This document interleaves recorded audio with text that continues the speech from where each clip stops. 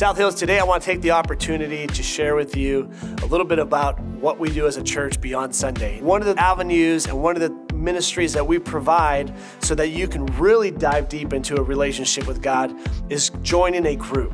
This is when a group of people gather in a home to hear God's word, dive into God's scripture. When you get into a circle and you allow people to speak and to ask questions, you get to hear God's message through someone else's lens. That's where the deepest level of relationships come from. I want to share a scripture with you found in Hebrews chapter 10, verses 24 and 25. And let us consider how we may spur one another on toward love and good deeds, not giving up meeting together as some are in the habit of doing, but encouraging one another, and all the more as you see the day approaching. So South Hills, as we get ready to launch South Hills small groups in March, one of the things that we're gonna need is for individuals to step up and be a small group host. What is a small group host? It's someone that ultimately opens up their home or their office or whatever space you may have available for people to come and gather. So if you're willing to be a small group host where you can facilitate a group in an environment that you have available, I'm gonna encourage you today to go to the Connect area at your campus, and someone from our team will be able to answer any questions, take your information so that we can move towards opening up groups in March that allows people from our church to dive deep into a conversation and relationship that's going to transform their hearts and lives, build community, and get closer to God in ways that will never happen unless we get into a circle.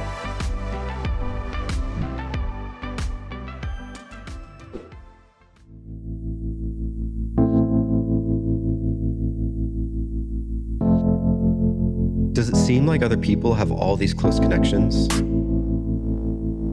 But every time you put yourself out there, you just end up getting hurt? Ever wonder if you're picking the wrong people? Or if there's something really wrong with you? Maybe the smart move is to keep everyone at a safe distance, including God. Is it possible for you to feel confident, connected, and comfortable inside a real relationship?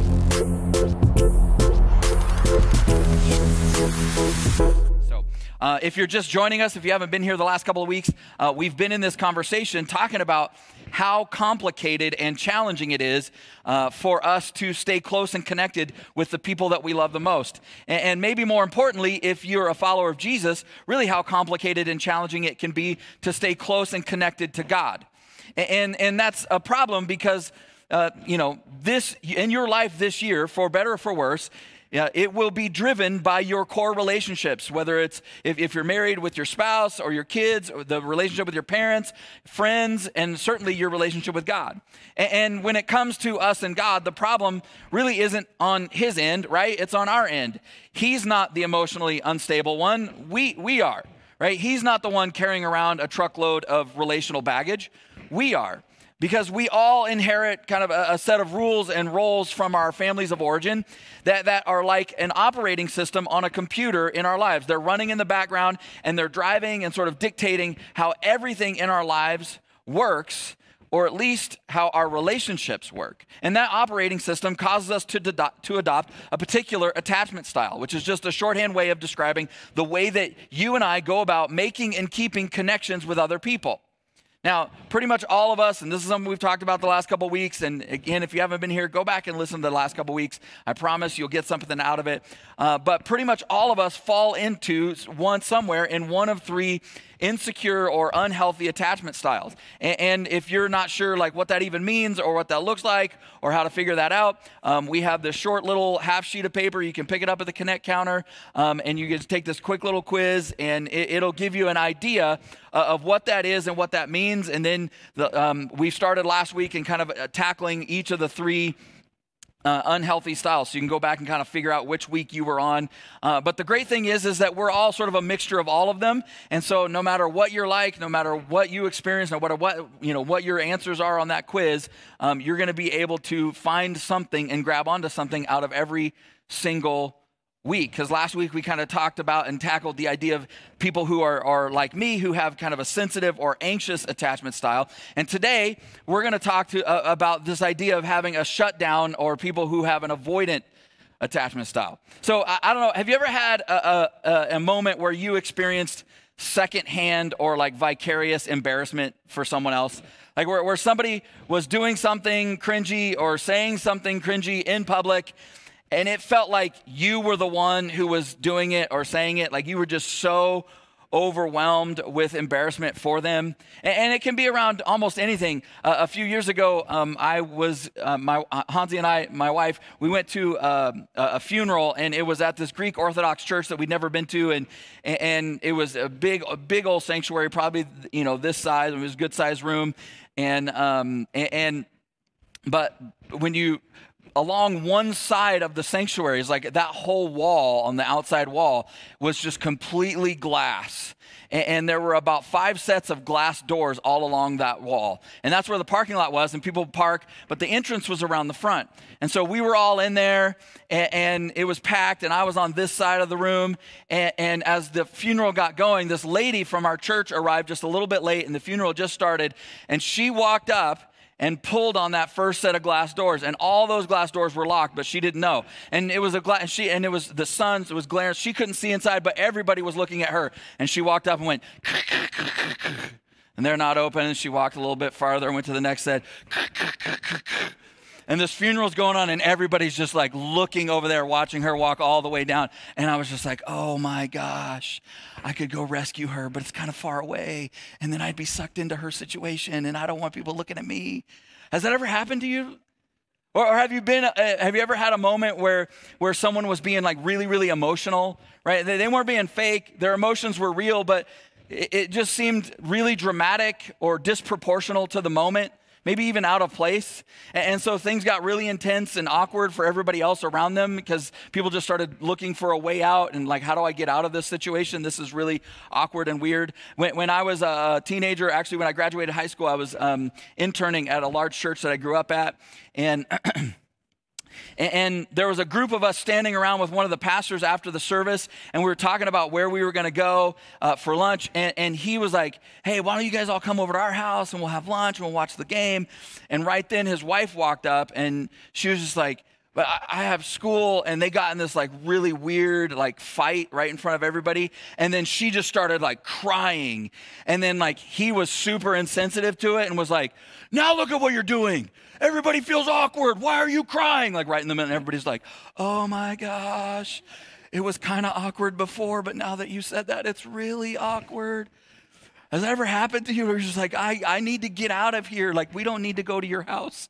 We don't even want to ever see you again because we're just totally embarrassed, right? Well, that experience is kind of a small window into the life of somebody who has a shutdown attachment style where only it's with everything, right? Where they're trying to escape or avoid getting trapped in the awkwardness and the discomfort of a needy sort of emotional exchange or even what just feels like what might be a needy emotional exchange. I mean, at the end of the day, why can't people just calm down and take care of themselves, right? Now, if you have somebody in your life who's got a shutdown attachment style, it can often feel like they're distant or disengaged, maybe even detached. It feels impossible at times to get a read on what they're thinking, what they're feeling. And that's because they live from the belief that closeness is the result of just staying calm and staying in control. And you protect yourself and those you love by ignoring your feelings or avoiding your feelings, especially all the negative ones, the ones that are really strong. And so what do we do instead? Right? We look for something to do so that we don't have to feel. Right? We demonstrate our love for the people in our lives by showing them that we're strong enough to not really need anything from them. Right? We're very careful that we don't share too much. We focus on solving problems, not sharing feelings. I mean, that's a waste of time. That doesn't fix anything. It doesn't help anybody if I just share my feelings. We got to solve the problem, right? We tend to express what we think as objective and factual rather than subjective and feeling. Now, if that sounds like, all that sounds like it might make it kind of hard for people to get or feel close to you, if that's you, it does. For people who have this kind of attachment style, that's not the intention. It's actually the opposite. It's a survival tactic that they developed, a way of sort of insulating themselves and each other from hurt and heartbreak. See, lots of us know the experience of being accepted and approved for what we do, but far fewer of us know the experience of being loved simply for who we are. If you have a shutdown attachment style, it's because somewhere along the way, you learned that showing emotions is unacceptable. It just makes people uncomfortable. There's no point to it. And some of us got those messages in really overt and obvious ways, right? Where people in our family or people that were responsible for us to care for us, they told us things like, like suck it up or get over it and stop being such a baby. If you're going to make a scene, go to your room. If you don't stop, I'll give you something to cry about. Anybody's dad ever say that to them? I'm happy to report I have said that to my kids, right? Or maybe not happy to report. Don't be dramatic. Nobody likes a drama queen, right? Or maybe in your family it wasn't so overt. It was a little more subtle, where difficult and negative emotions weren't punished, but they were minimized and diminished with just this forced positivity. It's like, oh, don't cry. You're okay. Let's go get some ice cream. Don't think about that. I know. I'll make your favorite meal for dinner. We don't need to dwell on that or even think about it. Just let it go. Let's do something fun. I mean, it's not that bad. Look at the bright side, right? And there are moments where that's great, right? That's a great perspective. But if every time you encounter something negative, every time you're having a bad day, that's what gets pushed on you, right? You start to learn to avoid your feelings because sharing them makes people avoid you. So we shut down our emotions and we hold back our feelings, not to push people away, but so that we can keep people close. So we hold in and push down anything dark and negative, all the pain and fear and disappointment, sadness, right? And after a while, we don't even have to try to do it. We just do it automatically. We don't even really know that we're doing it, right? It's just we wall off that part of us. Now, obviously, all of those things aren't really always healthy or helpful in relationships, but people with a shutdown attachment have strengths that the rest of us naturally don't have. So I shared last week that I was kind of that anxious attachment style. We're going to talk. My wife took it, and I'm not going to share a bunch of her story because it's her story, but she's the attachment style we're going to talk about next week. But she's kind of a mixture of some of these things, and she's definitely this part of she's got all these strengths of what a shutdown attachment person has, because shutdown people are usually compulsively productive, right? They are the doers among us. When they get involved in something, they're going to find a way that it could be better, and they aren't afraid to put in the work to make it happen. They're the grinders. They get a lot done, and they don't need really hardly any help or support to get it done. When it comes to a job or a task list, they don't need inspiration or motivation. They just get it done. In their minds, it's got to be done, so it might as well be me. So I'm just going to go do it. They're initiators and not procrastinators. Now, there's part of me that kind of identifies with this particular attachment style, but this is not that part, because my wife is the initiator, but I am the procrastinator. And so that's why we've been happily married for 28 years, because she likes to do things and I like not to do things. Anybody married to their opposite? Yeah. Anybody with me? We're just like, why? Why do you have to do that right now? Is that got to happen right now? So there's a lady in the New Testament who's actually kind of famous for being like this. And we obviously don't know enough about her to know her particular attachment style. These ideas obviously weren't even around back then. But there's a moment between her and her sister and Jesus that definitely has the feel of somebody who might be shut down. So check it out. It's in Luke chapter 10, beginning with verse 38. It says, as Jesus and his disciples were on their way, he came to a village where a woman named Martha opened her home to him. And she had a sister called Mary who sat at the Lord's feet listening to what he said. But Martha was distracted by all the preparations that had to be made. And she came to him and asked, Lord, don't you care that my sister has left me to do the work by myself? Tell her to help me. Martha, Martha, the Lord answered, you are worried and upset about many things, but few things are needed, or indeed only one. Mary has chosen what is better, and it will not be taken from her. So this story is such a great picture of just different personalities, and then you throw Jesus into the mix and how he responds to those personalities. Have you ever had somebody show up to your house from out of town unannounced and decide they were going to stay with you? Like, hey, surprise, we thought we'd visit you. Woo! We're going to eat all your food and mess up your house, and it'll be fun, right? So right out of the gate, there's that tension. Because Mary's stoked. Woo! Jesus and the fellas are here. I mean, this 13 men just rolled into your house. And so Martha's not as stoked. She's stressed. Because there's stuff that's got to happen, right? If that group shows up at your house, there's some preparations that need to be made. So Mary sits down, and she's just kind of glued to Jesus. She's eyes wide, hanging on every word, laughing and giggling at all the jokes and stories that they're telling. It's fantastic. But meanwhile, Martha is compulsively productive. She's cooking and cleaning and making preparations. Have you ever passive-aggressively, cleaned when you're mad, right? Where you're doing stuff right in front of people really loudly so that they get the hint. You're just like, slam that thing and move that over there. I was like, I didn't even know you could wash dishes that loudly, right? Or she's like, I just picture like she comes in the living room, they're all sitting there, Mary's sitting by Jesus, she's running a vacuum cleaner right next to him. Excuse me, she gets right in between Mary and Jesus. Nobody notices that I'm doing this. Nobody thinks that this needs to happen. Okay, she's running right over there. But it doesn't matter, right? Mary doesn't get the hint. I just think she's like, Martha, that thing's so loud. Could you go vacuum somewhere else? I can't even hear Jesus. Get out of here.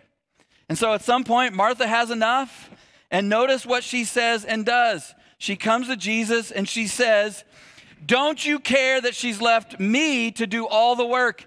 Isn't it unfair, Jesus, that she just sits there while I do it all by myself? Now, what's interesting to me is that she doesn't use any feeling words at all. She doesn't say anything that I'm upset, I'm angry, I'm frustrated, I'm annoyed. She doesn't say any of that. Instead, she presents the situation to Jesus as black and white, right? It's objective, it's factual. There's no feelings because feelings are subjective, right? So she basically comes to Jesus and is like, look, we all clearly see what's going on here, Jesus. It's obvious what is right and good and fair. You need to tell her to get up and help. And Jesus looks at her. And he's the one that actually introduces and describes what she's feeling, right? He says, I can see that you are worried, you're frustrated, that you're upset. And if she's truly a shutdown, attachment person, I just imagine her thinking she would just be like, look, I can't help it if I have high standards, all right, for my house. Right? This isn't about my feelings. This is about facts. I'm not worried or upset. I'm a little bit bothered, but that's different. Because people with a shutdown attachment, they do stuff so they don't have to feel stuff. That attachment we talked about last week, those sensitive or anxious people, they like to connect with people face to face. The shutdown prefer to connect with people shoulder to shoulder. Hey, we'll hang out, we'll connect by getting some stuff done. You want to hang out with me? Come, I got a project that we can do together, right? And they don't intend it, but there's almost a callousness towards other people. The reason that they have that is because there's a callousness towards themselves. You're not actually really hiding what you're feeling because you don't really always know what you're feeling. So you just keep doing things so you don't have to feel things. I've actually been around people that tell themselves, well, I'm just not an emotions person. But the truth is, you actually are. You just learn to ignore them or sweep them aside. And when you don't or you can't, you do what every good red-blooded American does. You numb them with food or drink or something a little bit more potent.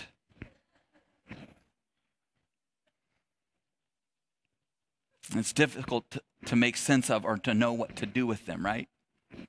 I just imagine Martha is frustrated, not only that she's doing the work, but she actually doesn't want to be doing what Mary's doing, right? Sitting in an emotional exchange, no thanks. Not only do I not want to do that, I think it's a waste of your time for you to do that. And if there's stuff that needs to be done, not only is it a waste of time, it's selfish and wrong. Notice how she moralized the whole thing. Do you really think it's fair? Isn't it wrong for her to be doing that when I'm over here doing this? But Jesus says something really, really interesting to her, right? He tells her that being with is actually better than doing for. And she was just like, what?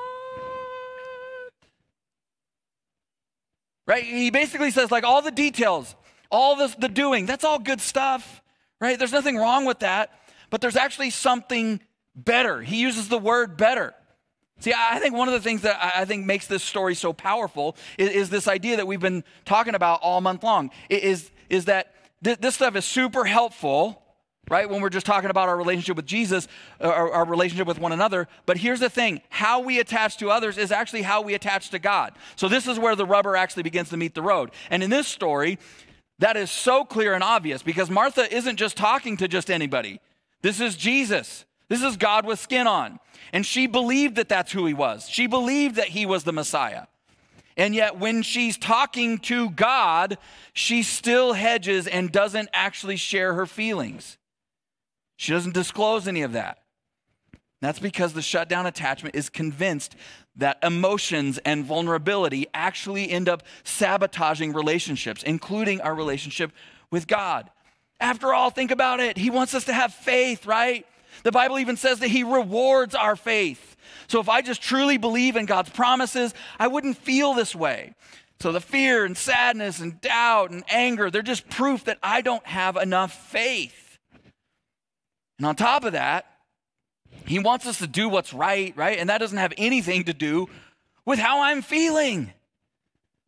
Right? So there's these moments where we feel like, man, I'm mad and I know that I'm not supposed to be mad. So I'm just going to ignore or push down my anger and pretend to understand why you did that thing and pretend like I'm okay. It doesn't make me, you can't make me angry. So often when we have a shutdown attachment style, we end up treating God like he's this cosmic boss rather than a loving father. And he's got a lot of pressing responsibilities and a lot of pressing deadlines. And so it's our job just to get to work and to do our best and to keep our hurt and our failure and our doubts and all of that to ourselves. Have you ever been around somebody whose faith seemed like it was focused on what they were doing for God?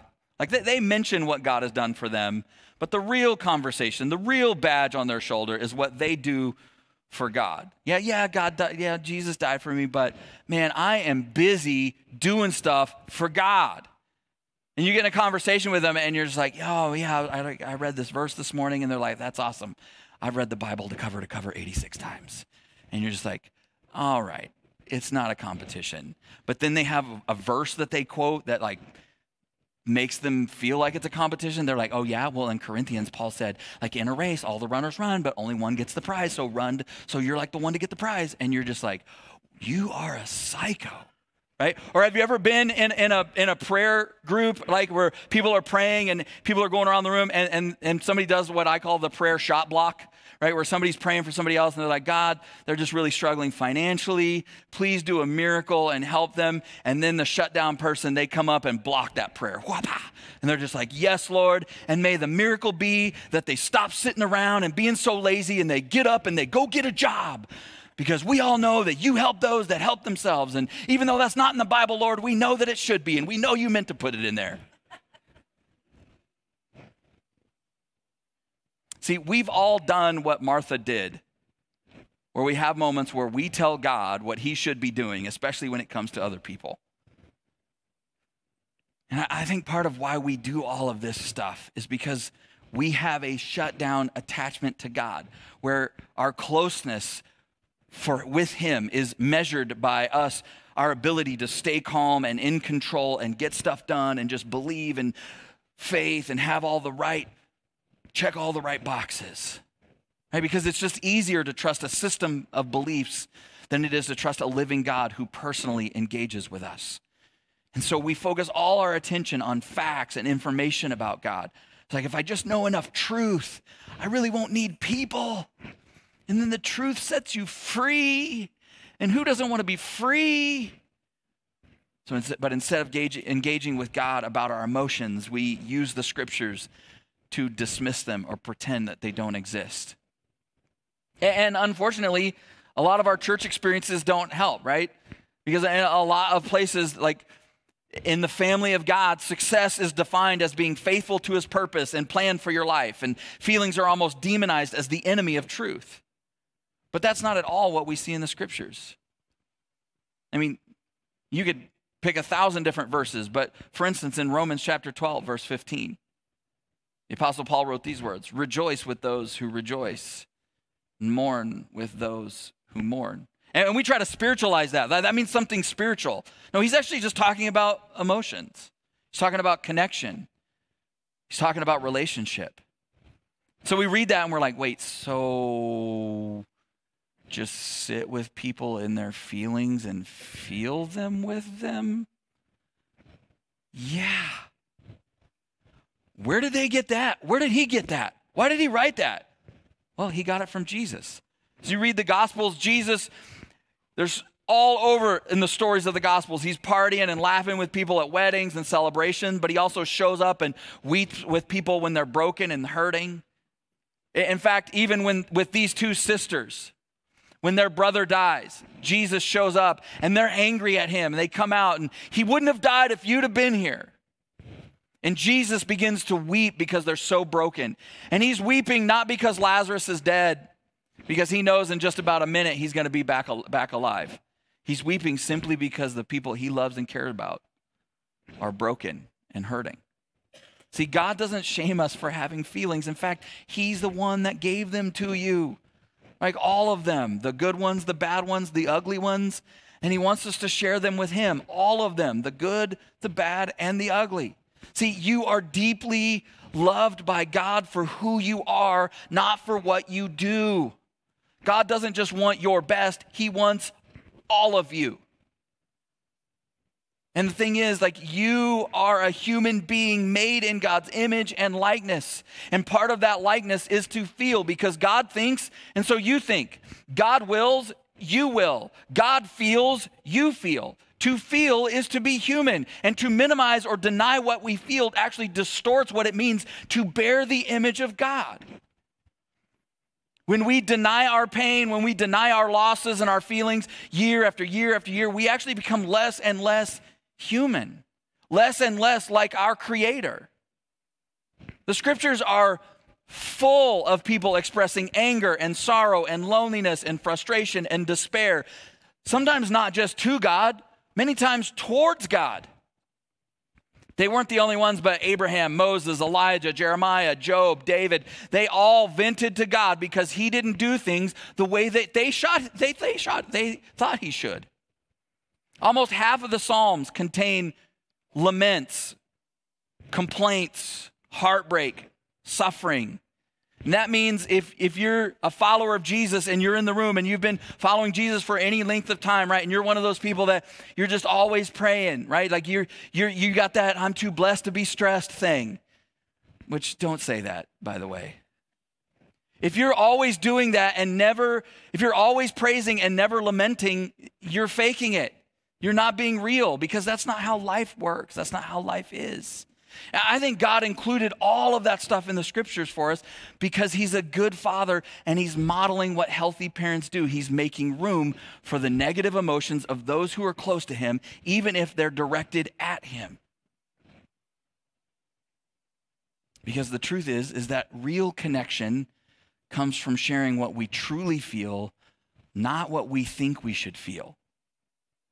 Right? For some reason, somehow we got into church and it becomes all about what's right and not what's actually real. And so when we share something, we share the right thing and not the real thing. But so often that right thing it's not what's true about us. There's no connection between you and other people. There's no connection between you and God without vulnerability. It's true of you and me. It's true of me and God. And if you're a shutdown person in this room right now, you're just like almost borderline panic attack, because you're just like, no vulnerability. Jeremiah 29:13. This is God speaking. He says, you will seek me and find me when you seek me with your whole heart. See, your heart, especially in the Jewish culture, your heart is your core. It's your inner world. Yes, it's your thoughts. Yes, it's your will, but it's also your emotions and your desires and your passions. And God says that there's a way that we find and connect with him when we actually seek him with our whole heart. Now, there's all kinds of different aspects to wholeheartedness, but whatever else it entails, at its core is vulnerability. See, if you're someone who struggles with this, the truth is your ability to love others, your ability to love yourself, and your ability to even love and connect with God will be diminished and limited to the degree that you are unable to feel your feelings and express your emotions. How could it not? You cannot bring your whole self to God without bringing your whole heart to Him. And that takes slowing down. That takes stepping away from all the doing. That takes actually being real with yourself and with Him. In Psalm 46, verse 10, God says these words, "Be still and know that I am God." If you've been around church, you've probably heard that verse 1,000 times. Be still and know that I'm God. We almost always only think of the being still part in terms of our physical movement. And it has application there for sure. But that's only part of it. Because what it really means is to cease striving. Be still. To loosen your grip. Be still. To let go. To lower your guard. To drop your defenses. That phrase, be still, literally actually means, could be translated in English, become helpless and know that I'm God. Why? Why would God say that? Because connection and closeness take vulnerability.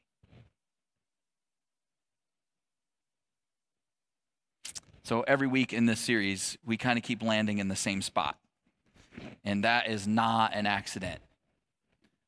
It's because whether you're a cynic or a skeptic or a believer when it comes to Christianity, the only thing that we all need, the only thing that will change your life, the only thing that will change my life is a real encounter with Jesus.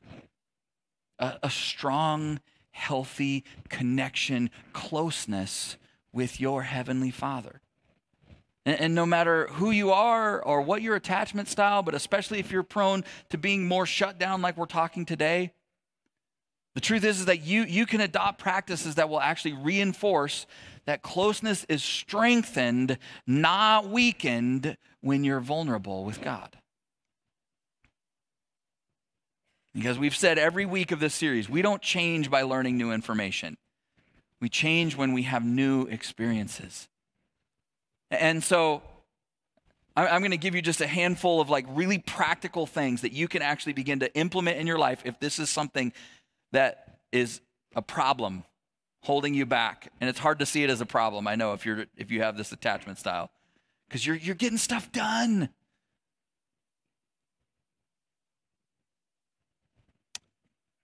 But there is a way for you to actually begin to reinforce for yourself that closeness with God actually is strengthened when you're vulnerable, when you slow down. So here are a couple things. Number one, memorize and reflect on scriptures or worship songs that are simply about God being with you. Don't find the ones that are like the super, we are the champions, right? Find the ones that actually begin to speak into the darker places. Number two, make room for and express your true feelings by writing them down. One of the ways that I do this in my life, I've been doing it a long time, is there's probably about once a week, I'll sit down and instead of just praying a prayer, I'll sit down and I'll write it out. There's something very powerful that comes out of me when I decide to actually write down the things that I'm thinking and feeling.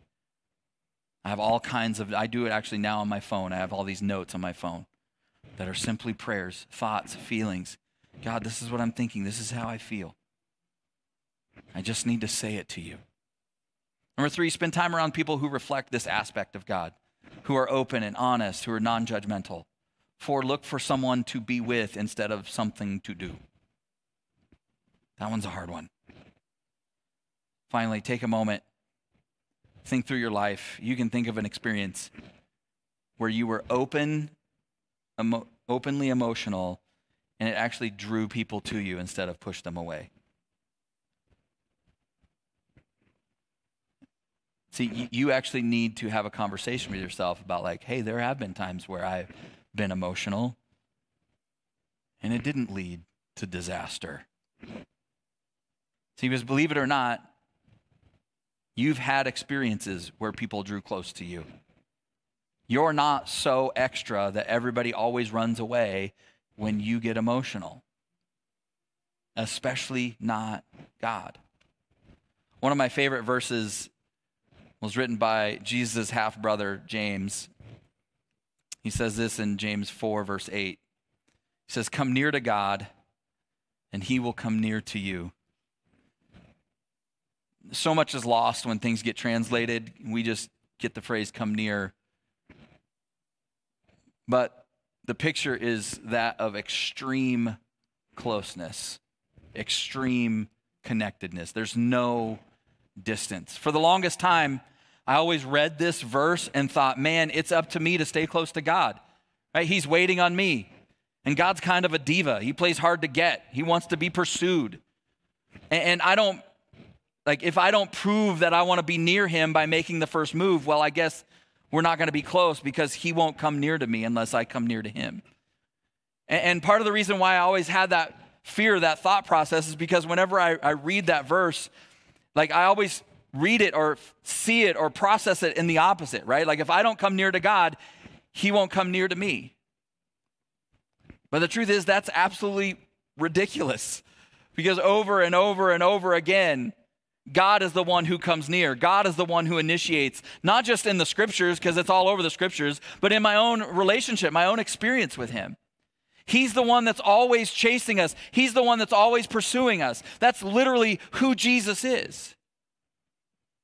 See, I think what James is saying is this, is God's going, I'm right here. And guess what? There's a place for you, specifically for you, right next to me. I have 4 kids. My youngest son, Kelton, is getting ready to turn 8. And when he's upset, he wants everybody to know it, and he wants to be left alone. A few weeks ago, he was mad at his brother. He was upset about something, or he got in trouble, and he was just brows, just mad at the world. And he was having to sit over on the couch, and I came over and I sat down next to him and I put my arm around him.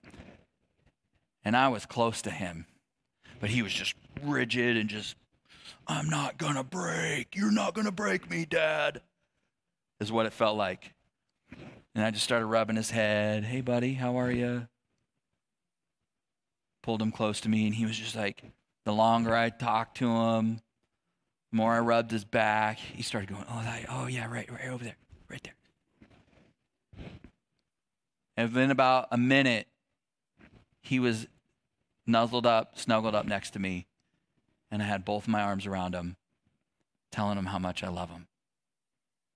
See, I think that's a pretty good picture, right? Because he was right next to me, but it wasn't until he let go. It wasn't until he was still. It wasn't until he leaned in. It wasn't until he was vulnerable that I could fully take him into my arms. See, that's God's heart for you. He's going, I'm right here. I'm right next to you. And you're just like, you won't break me.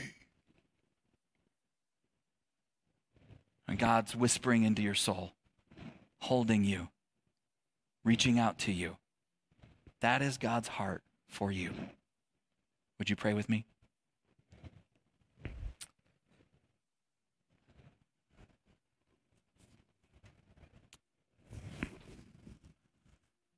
God, we love you. We open our heart to you as fully as we know how to do. We want to take a minute and just respond to what you're saying to us because you're present here with us. So, Lord, would you speak to every person in this room? We're going to close in just a second, but if you just keep your heads bowed for a moment, Charlie and Lisette are going to sing. Just allow God to speak to you as they do.